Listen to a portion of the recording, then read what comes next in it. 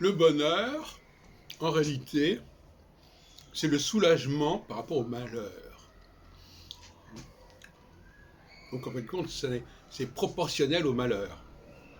On cherche du bonheur pour compenser le malheur. Ce n'est pas une valeur absolument majeure. Quand par exemple vous souffrez quelque chose, et qu'on vous enlève cette souffrance, ça vous apporte du bonheur. Et donc si vous n'avez pas cette souffrance, ben, vous n'auriez pas à être soulagé de cette souffrance. C'est aussi simple que ça. Vous savez que le mot bonheur vient de la bonne heure. C'est un moment. Donc quand on vous demande est-ce que vous êtes heureux, c'est ponctuel. C'est pas est-ce que vous êtes heureux dans la vie en général. C'est est-ce qu'à ce moment-là vous êtes heureux. Parce que vous aviez très faim, vous mangez, vous êtes heureux. Vous étiez très fatigué, vous pouvez vous reposer, vous êtes heureux. C'est toujours par rapport à une déficience que on apprécie les bonnes choses en quelque sorte. Et donc par conséquent, si on est plus ou moins bouddhiste, etc., et qu'on évite les grands malheurs, on n'aura pas besoin de recourir au grand bonheur. C'est aussi simple que ça.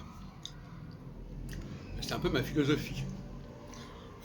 Chaque fois qu'on peut éprouver du bonheur, c'est que quelque chose ne va pas.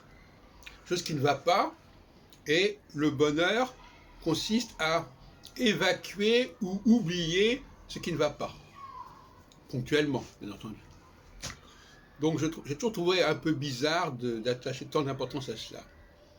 Et puis aussi, il y a le bonheur, et puis c'est curieux, on dit il est heureux.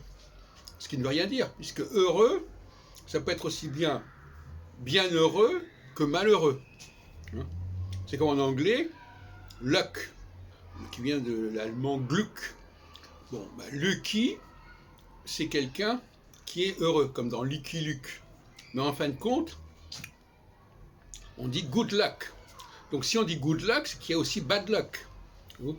Donc le mot heureux fait problème parce qu'on ne précise pas, il faut préciser l'adjectif. L'heureux, c'est une heure, c'est un moment. Il peut être aussi bien bon que mauvais.